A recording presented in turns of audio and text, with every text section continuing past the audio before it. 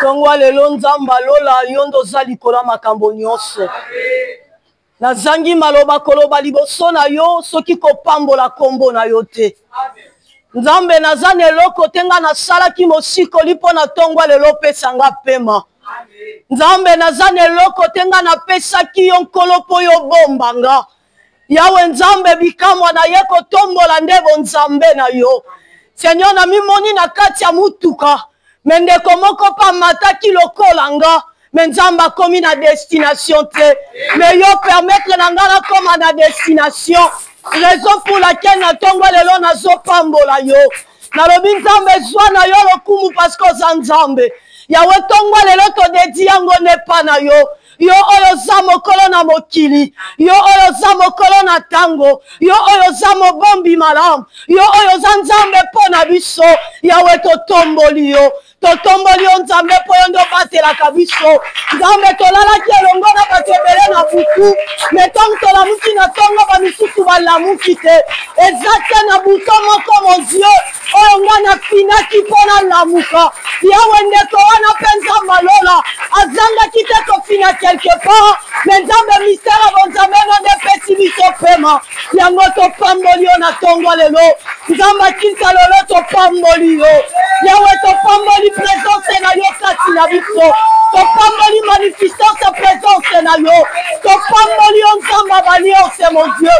Topamboli yo nzamba docteur évangéliste Eveline Zonza. Topamboli yo nzamba liloba. Topamboli yo moyoki losambo. Topamboli yo nzamba bavi na biso. Mwana yo lokumu nzambe na lola. Oya yebi koloba na mitema na biso. Bitika moto mokila koko loba te. Nzambe yo ndo lobaka. Nabengaka yo pansement ya solo. Nabengaka yo pansement ya solo. Le consolateur des cœurs brisés. Bitika moto mokili baloba que c'est impossible. Mais nzambe na bon nzambe no komisi yango possible. Et nzambe ba possibilité illimitée. Nzambe changeaka identité batu. Nzambe na tomboli yo mokonzi. Et nzambe lokota nga na se. Afani na bakolo. Nzambe tika na pambola yo. Naloba nzambe ozamala. Tongwa lelo eza ya yo. Tongwa lelo eza ya yo. Tongwa lelo eza ya yo. Ezane ya bonzambe na yo. Ezane ya bonzambe na yo. Zwana yo lokumu mon Dieu. Ezalaki l'expression mitema na biso. Oyo biso tomatisaki liboso bosalisami na yo. Voilà pourquoi tous ensemble na ba bien-aimé tozoloba. Merci Seigneur Jésus-Christ. Merci Seigneur Jésus-Christ. Amen, amen. Amen. Que la gloire revienne à Dieu. Tofandi bisike zwami biso. Nzamba zwa lokumu potongwa lelo asali biso ngolu. Nzamba zwa lokumu parce que tongwa lelo asali biso lisusu bolamu na ye. Bolingo na ye nde pesi biso capacité ya kobelema liboso présence na ye. Nazoloba na nzamba alliance merci. Merci parce que dimanche à lelo eza parce que nzamba a décidé. C'est nzamba linga kite dimanche à lelo linga ki osalate. Mais le corps na bon nzambe na ya décidé yango ezala. Raison pour laquelle dimanche alléluia n'a invité au Betele lisusu maboko makasi parce qu'il est le Dieu, parce qu'il est le Dieu, parce qu'il est le Dieu. Je dis un grand merci à mon père spirituel, le docteur évangéliste Eveline Zonza. Ye oyaza na mission, na misika oyo wapi azali, nazoloba vraiment un grand merci et pas naye. Parce qu'il a permettre tongwa lelo na telema liboso peuple naye. A sepela kinga inde na telema. A sepela ki bonzambo eza kati nanga oyo bonzambe na ya chakati nanga yango ne fonctionner na tongwa lelo. Raison pour laquelle nangina manifester gratitude nanga epa na ye na ko manifester reconnaissance ya kolobane merci. Nazolo bali susu merci epa ya la coordonnatrice Pichu Mombela. A sepela ki mokolo lelo ya fanda. Namoni combien à se battre bec et ongle. enfin que l'électricité bonga. Yango nazoloba na ye merci parce qu'à permettre nanga na télémali soit peuple de Dieu. Et nazoloba merci na encadreur Riguel ainsi que à tous les délégués.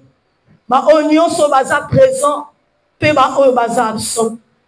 Et na bakili sous koloba un grand merci et pas à ba modérateur. Ma oignon so bazo ça la conseil élargi na yebisi biso merci. Parce que na moni combien nous sommes spéciaux ce matin. Ce biso tozala quitté makambo pe lingaki obongate.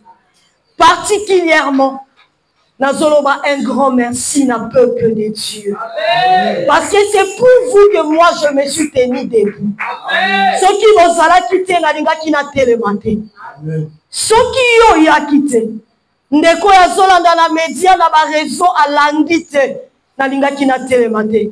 Mais parce que nous sommes là, c'est la raison pour laquelle ngana télémina tongwa lelo. Amen, amen. Amen. Nazo sentir esengo makasi na kati ya motema na nga. Amen. Na éviter ceux qui opposent à esengo ngo. Mais moi je suis dans la joie. Amen. Je suis dans la joie pourquoi? Parce que je suis dans la maison de l'Éternel. Puisque je suis dans la maison de l'Éternel, il y a une dimension spéciale qui était prévue pour moi. Pour moi spécialement. Yango nazani sengo. Nzamba zo lokumu pona tongo alelo. La ligne déjà na senga permission et pas coordonnatrice fiche. Biloko na lambaki. Si on a lobi na kenango et on met la bienté. Amen. So qu'on permettre na zonga prochainement. Na biloko na lambaki. Seulement le quoi na zali bo so peuple de Dieu. Na ko zanga te maloba koloba. Lokola nzamba pona kinga. C'est que nzamba za na dimension moko ya pesa inga afin que na communiquer na peuple de Dieu. Bien-aimé na tomba lelo na lingi na loba les accompagnateurs de la destinée. Les accompagnateurs de la destinée. Certes, ce n'est pas le thème que nous avons préparé, mais je sais que dans Zonga, dans Yoloba Makambo Tobo Kisaki. Bien-aimé, j'étais au cours de cette semaine en train de réfléchir par rapport il y a thème on appelle Sissikon. J'ai réalisé quelque chose. Que nous sommes appelés si-bas pour une mission. Et notre mission est dans un sens. Car lorsque nous sommes comme à la destination. Lorsque nous sommes comme à la destination, moyen mission dans un sens. Et ça dit. Alléluia. Je ne suis pas le fruit du hasard. Je suis appelé par Dieu. Et je suis appelé dans la mission mon comboyi. Mission nanga est différent de la mission na yo. Parce qu'à chacun sa mission. Seulement je peux me frapper la poitrine en disant que j'ai accompli ma mission lorsque nous sommes à la destination nanga. Si on a commis dans ma destination nanga te, moi na na achevé mission nanga et ça te. Alléluia. Amen. La fois passée ton solo la nande komoko. Tozo partager. A poser qui question moko et retenir esprit nanga. Alors biboy. Est-ce que échec na bon moya moto a bengama? Est-ce possible? Échec na bon moya moto a bengama. Est-ce possible? Na bisi na ligi to réfléchir ensemble. Tozonga totanga Bible de Genèse Apocalypse. Tomeka ko se référer na makomi. Parce qu'il y a déjà document de repères pour la biso bana nzambe. En dehors de la Bible, tout ça de l'homme sous-souté. Na binete échec est possible. Est possible. Nzambe pas qu'on permettre na échouer. Ndena zotambola na parcours nanga. Face à la situation moko. Lorsque na comprendre te, ma principe nango, ma credo nango, ma règle nango, na koki pe ko sani ko échouer. Na posé une question. Nabi na moni mutu alingaki ezwa ndako. Mais en eloko moko asalaka. Eza na acte moko aposaka. Acte wana ezala nini? Alobi garantie. Nabi en fait garantie wana, c'est ce qui lui garantit que tu peux rester dans cette maison en sécurité parce que soubassement na yo eza malade. De même manière mutu aza na mission.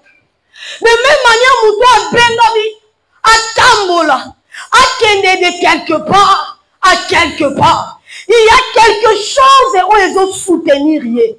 Il y a encore des garanties. Et lorsque mutu a comprendre les garanties wana te, avant de connaître kaka ba échec par échec. Amen, amen. Amen. Garantie. Garantie yango des autres permettre yo téléma. Ozala équilibré. C'est quoi la garantie? La garantie, c'est la compréhension de ta mission. C'est ça en fait la garantie. C'est lorsque tu comprends pourquoi Dieu m'a appelé. Qu'est-ce que je suis censé faire? Comment je dois me comporter? Et que tu es garanti de quelque chose. Mais lorsque nous sommes dans ignorance, na quelque part nous sommes déséquilibrés, nous sommes exposés à toutes sortes de réalités. Amen, amen. Amen. Mais quand je comprends, c'est à quoi Dieu m'a appelé. Pourquoi je suis là? En ces temps précis, qu'est-ce que je dois faire? Et zo me manga, nazala équilibré dans quelque chose. Amen, amen. Amen. Est-ce qu'on est là? Amen. Nous avons besoin de nous.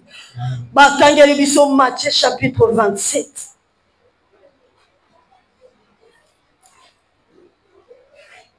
Totangi premier verset jusqu'au deuxième. Ensuite au sauté au Kena 11 jusqu'à 14. Matthieu chapitre 27, le premier verset et le deuxième verset. Yes. Les Écritures au nom du Seigneur Jésus-Christ. Amen. Dès que le matin fut venu, tous les principaux sacrificateurs et les anciens du peuple tinrent conseil contre Jésus pour le faire mourir. Après l'avoir lié, ils l'emmenèrent et ils le livrèrent à Ponce Pilate, le gouverneur. Jésus comparut devant le gouverneur.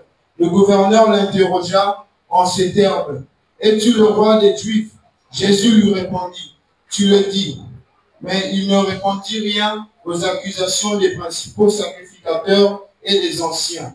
Alors Pilate lui dit, n'entends-tu pas de combien de choses il t'accuse? Yes. Et Jésus ne lui donna de réponse sur aucune parole, ce qui étonna beaucoup le gouverneur. Amen. Amen. Les livres autotanga ya Matthieu, la Bible ezoloba dès que ba komi na tongo, les pharisiens, les chefs du peuple, ba scripto ba sadducéens, ba sangani. Ba sangani. Objectif na bango ezaki ba tenir ka réunion. Réunion wana ezaka akoza mutu moko. Non, oyo outi na gauche, oyo outi na droite, basangani. Cependant, par rapport à la caractéristique na bango, tu comprends que baza batu morte. Amen. Et ça va misusu ba croire qu'à la résurrection des morts. C'est-à-dire mutu so akufi, lobi nangwa osekwa. Et ça peut être misusu ba croire qu'à la ngote. Mais à cause de Jésus, basangani. Va se décider, va se mettre d'accord. Quand pour la mutu moko, bango basangani. Et tant basangani, ba yokani babi non. Et sengani na bisoto livré. Et sengani na bisoto meme tina suka. Mais j'ai aimé l'attitude de Jésus. Bible ezoloba, connaissant sa mission, c'est à quoi ayaki na mokili. Jésus azolobelo te. Solobi tozonga na ba verset précédent. C'est pas dans ba chapitre eleki. Donc comprendre que maintenant luka ba voisin moyen. Yako luka ko kwesa Jésus. Bazoluka comment l'éprouver, comment l'exposer. Mais connaissant la valeur de sa mission, connaissant le rôle qu'il doit jouer, il était resté constant. Atikali bisiko ya zali. Atikali na makambo ya yosala. Amen, amen. Amen. Alléluia. Amen. Les pharisiens, qui sont-ils? Les pharisiens, ils ont batoyo. Bah, ils plus la piété extérieure. Cependant, de l'intérieur, piété est zadée. Bien aimé, j'ai réfléchi à une chose. Ceux qui ont la même cause, pourquoi combattre Jésus? Parce que nous sommes serviteurs de Dieu. C'était des serviteurs qui servaient à haut rang. Ils ont occupé ma place, mon élevé. Mais puisque piété n'a pas acquis de l'extérieur, tout ce que Jésus était en train de dire, pour na bango bazomona que non, Jésus a tout kabango. Ba pharisien, et ça bato compte plus l'aspect extérieur, c'est-à-dire na ba ornement na bango, na ba vêtement na bango, sans se rendre compte de ce qui est essentiel.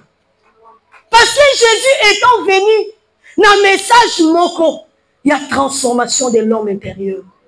Il y a un des actes essentiels. Mais bango ba fandi na makambo eza libanda. Ba jenaka 2 fois. Ba telemaka na ba place publique. Et ça bato balingaka autorité. Bato balingaka pouvoir. Bato balingaka placement na positionnement.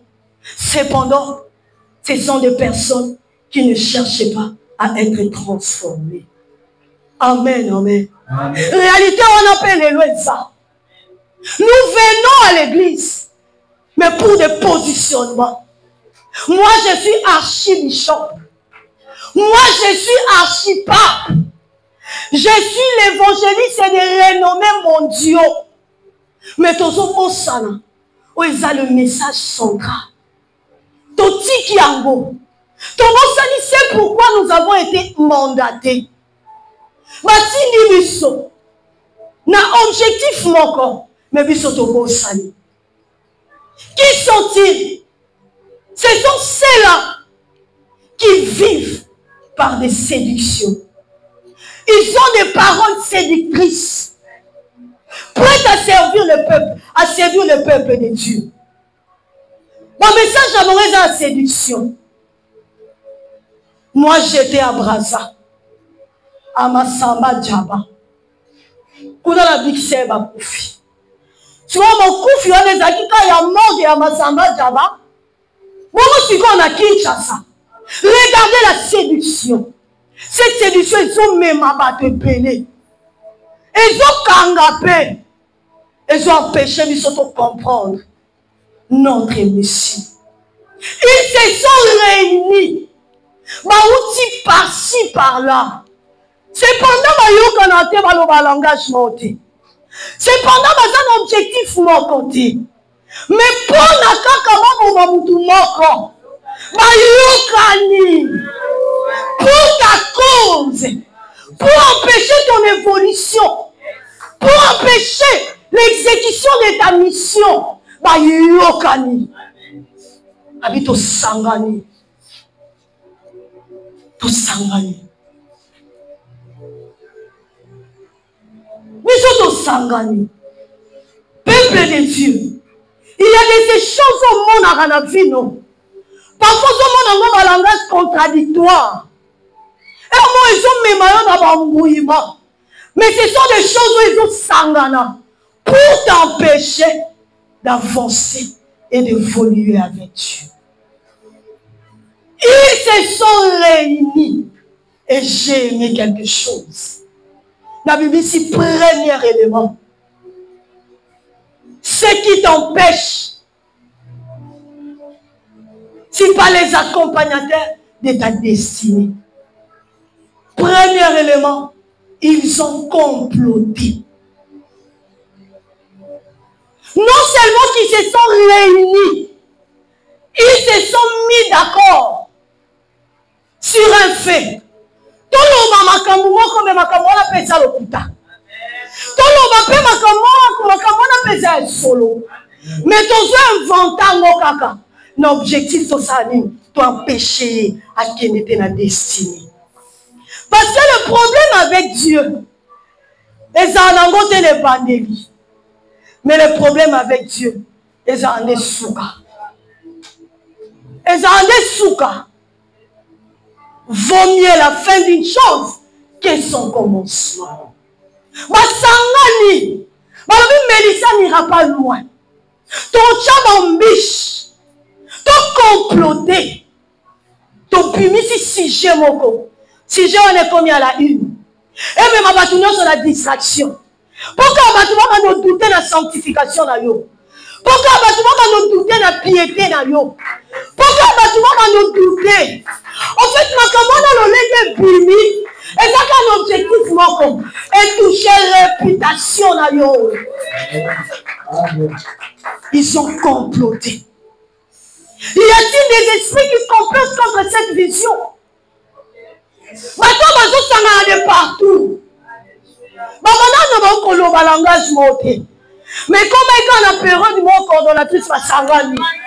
Objectif, c'est de couler ligne. Vision, il y a rien. Je suis empêcher d'avancer. Tala ma ninga wana. Tala ma solo wana.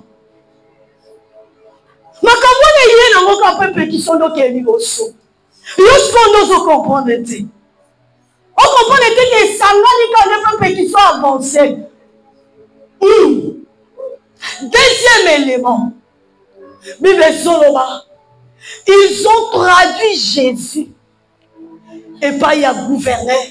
Oezaki Pilate. Nalobi.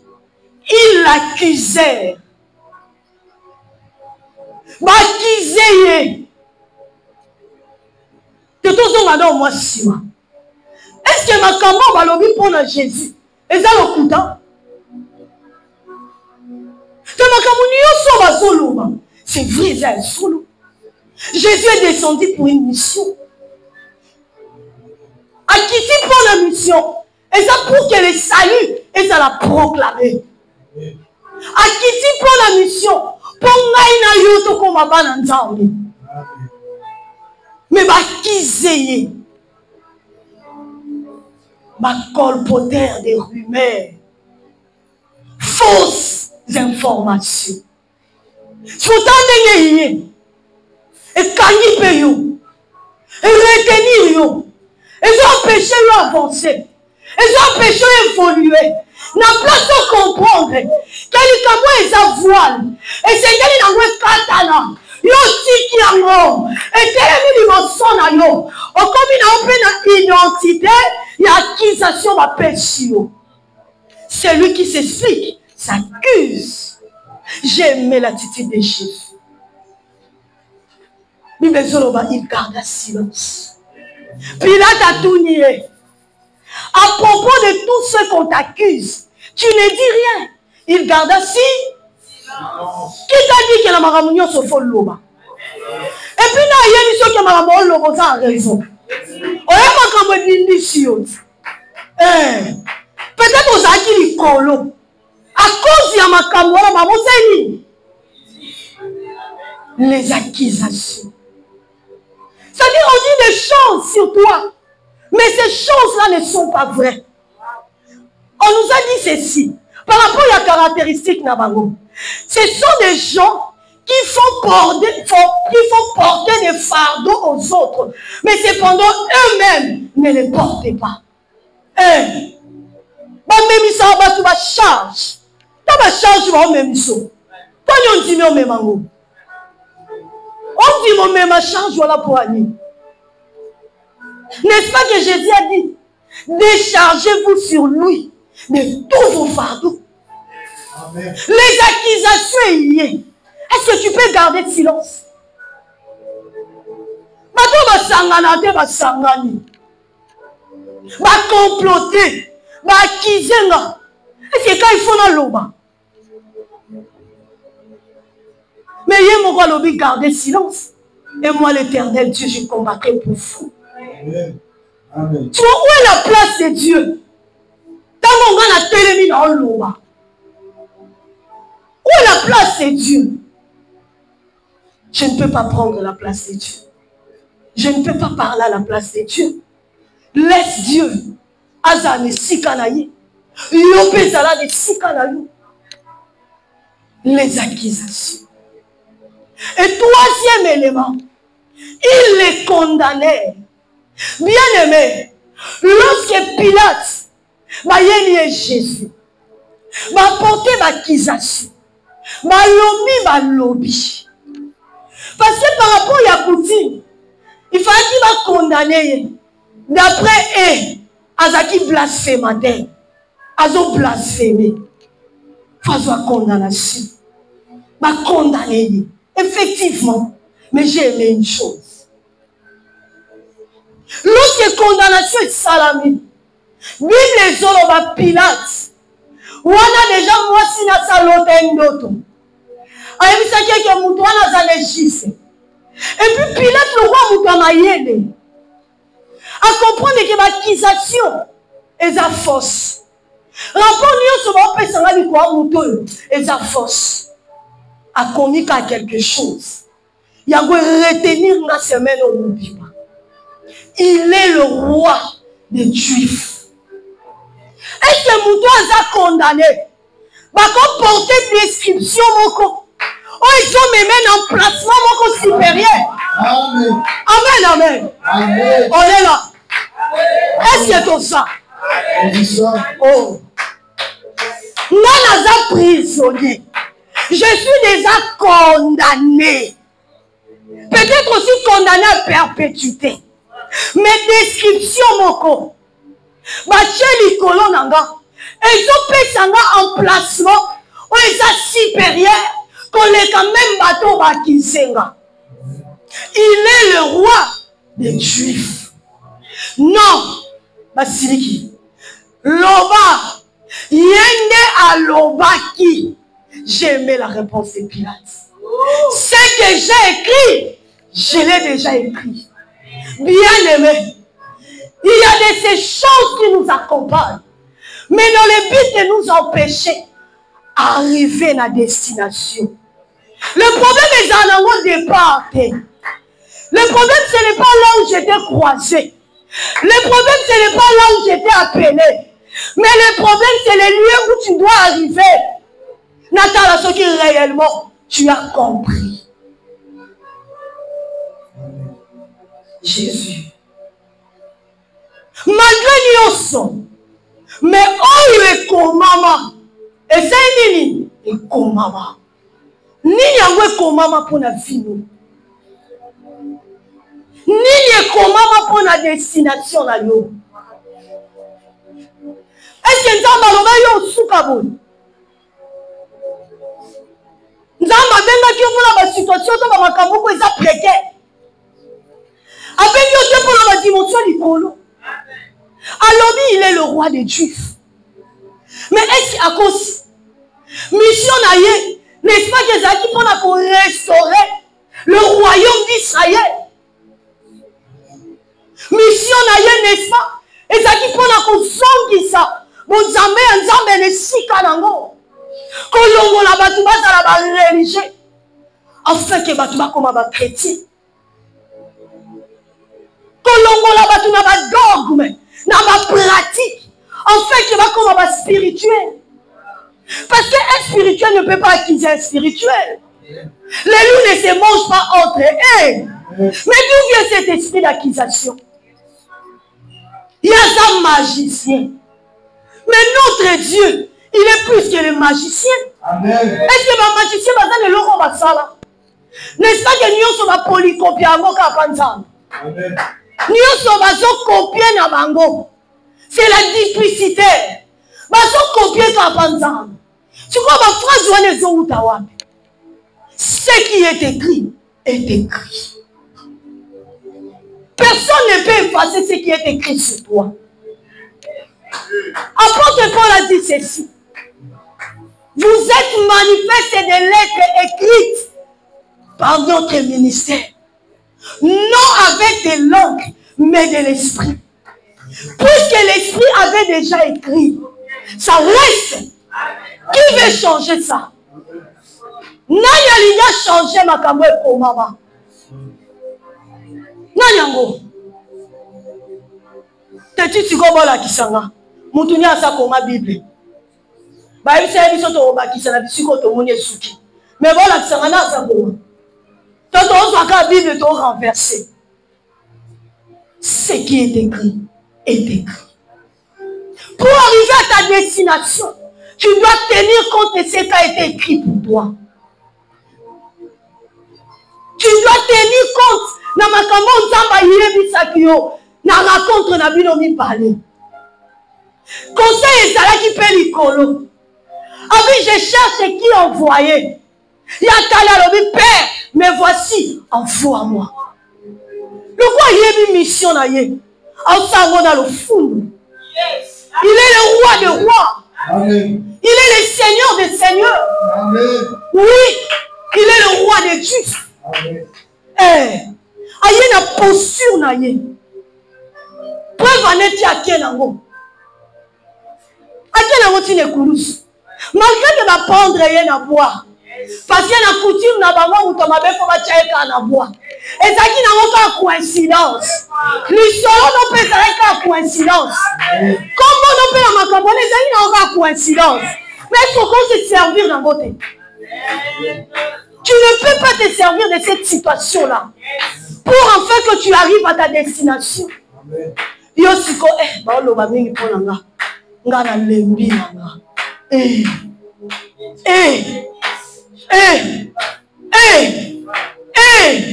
Na mona te place je dis à lemba. Na monite. Atikala jamais ko lemba. Tu vois yo lemba poani. C'est peut-être parce que tu es ignorante. Je viens par mouvement de masse. Jusque-là, je ne suis que religieux. Moutouyaba dogme. Moutouyaba. Maintenant, on a comprendre. Non, le France, mon papa, on l'oba. On dort presque jamais. On l'oba. La saison est.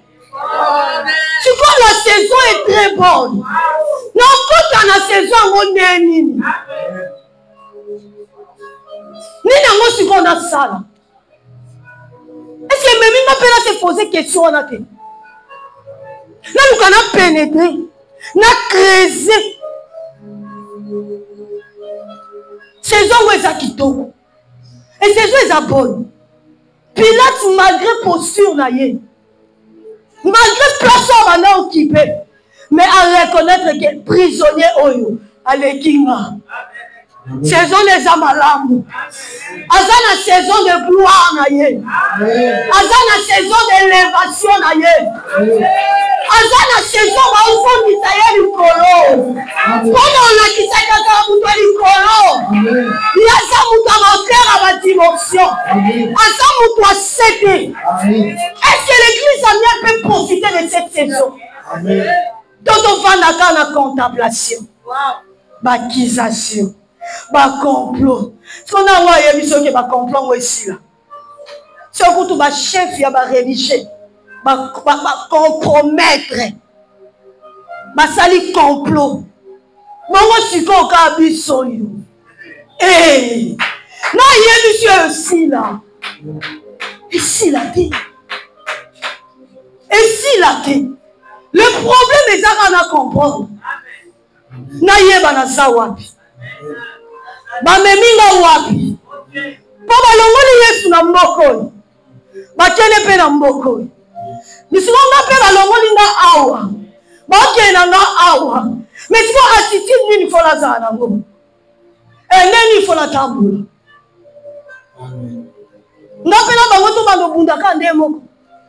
Ba outillage na bango. Si bango ba osale la matalana. Délégué samé. Biso pe foto ko na matalana. Jésus a sala matalana. Amen. Cependant, il est le roi des Juifs. Ma fauteuil n'a urne, mais ma confirmant suprématie na ye, pe supériorité na ye. Amen. Amen. Asale na moté. Tu comprends ni matalana lelo. Na chrétienité lelo. Il y a que des matalana en cascade. Et des matalana en série. Le roi vino va comploter contre gars. Bon, utilisez qui matalana. Non, mais n'a pas matalane vous. Comme ça, tout se matalane. Non.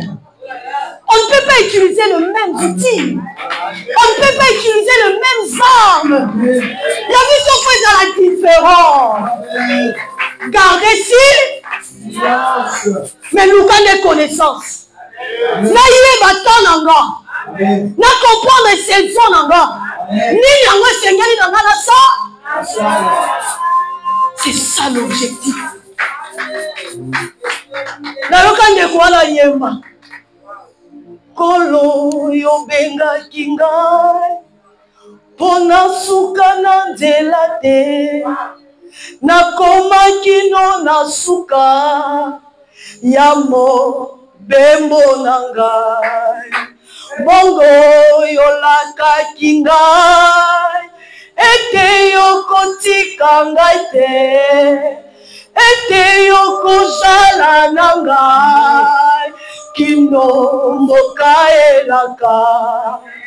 Atana kati ya mai. Mambo nyepebi pepe. Yotika kiba yekolite. Yonde yo bengaki bango. Salandenge moko nangai.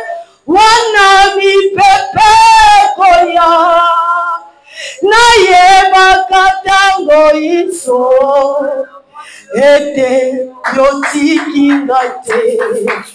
Nali isko telema bisike iswa yiyo. Bando telema. Na sepeli no po landinga penga. Na sérieux. Telema siko bisike iswa yiyo.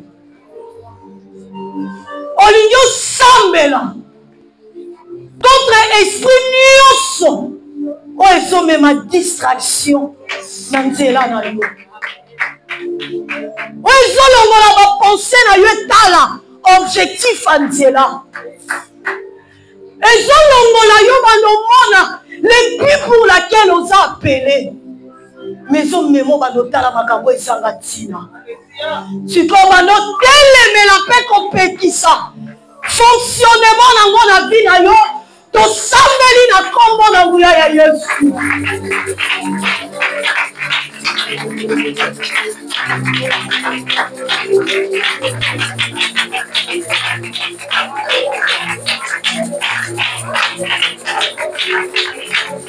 Ozopenga na molimo nyonso ya distraction.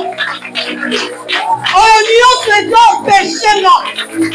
Nakoma te na destination na nga. Nakoma te na destine na nga. Oyo nyonso ezoretenir pensée na nga. Oyo nyonso ezoretenir esprit na nga. Na bazopenga nango lelo. Nakombo na nguya ya Yesu. Nakombo na nguya ya Yesu. Nakombo na nguya ya Yesu. Nazopenga na distraction. Distraction nyonso. Quel que soit source de provenance de nango. Quel que soit ton nango esali. Lelo na bazopenga nango la vie là-bas. Dans le bien vivant. Dans le bien vivant. Dans le bien vivant. Dans le bien vivant.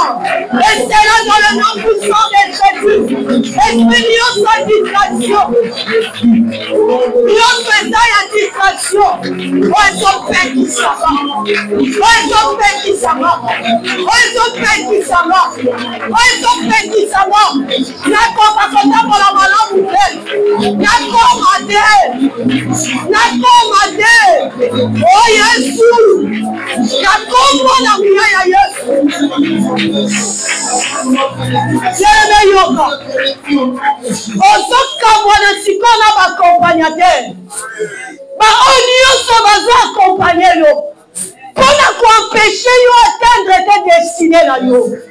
Ba expert ba pharisien. Il y a ma chef de peuple. Il y a ma scribe. Il y a ma sadicéen. Et ben nos kamwana yo lelo. Ton bon délit n'a comme la bouilla ya Yesu. Au nom puissant de Jésus. Au nom puissant de Jésus. Au nom puissant de Jésus. La zone kabwana na hypocrisie. La zone kabwana na séduction. La zone kabwana na expérience. Oh, yo kambe zo péché makolo. La komate ko tambola marao. Tambe lelo. Kabolanga na accompagnateur destiné. Kabolanga na accompagnateur destiné. Pendant Kabolanga, jamais na accompagnateur nyonso. Oyo basaya destiné. Balini va empêcher moi. Na komate ko atteindre destiné là-bas. Na komate na soupa. Na komate na soupa. Na komate na soupa. Na komona muya ya Yesu. Na komona muya ya Yesu. Na komona muya ya Yesu. La commande de Yesu. La commande de Yesu. Au nom de bien-aimé. Cette phrase est mati l'esprit dans moi. Ne connais pas Singapour.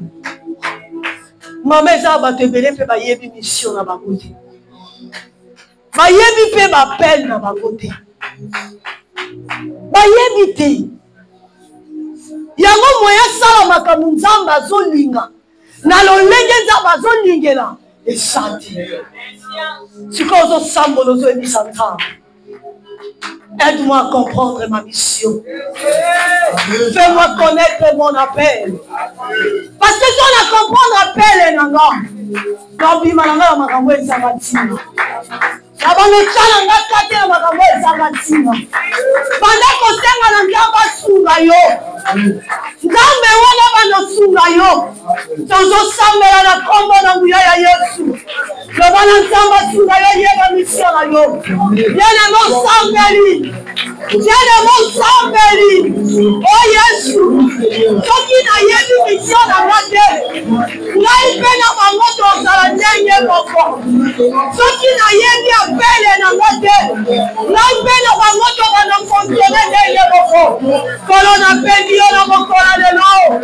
Nalobi Seigneur, aide-moi à comprendre ma mission. La raison pour laquelle on perd ma mort. Quel est le rôle que je dois jouer? Sambe na momo inaliki na yeba. Bien-aimé, prie.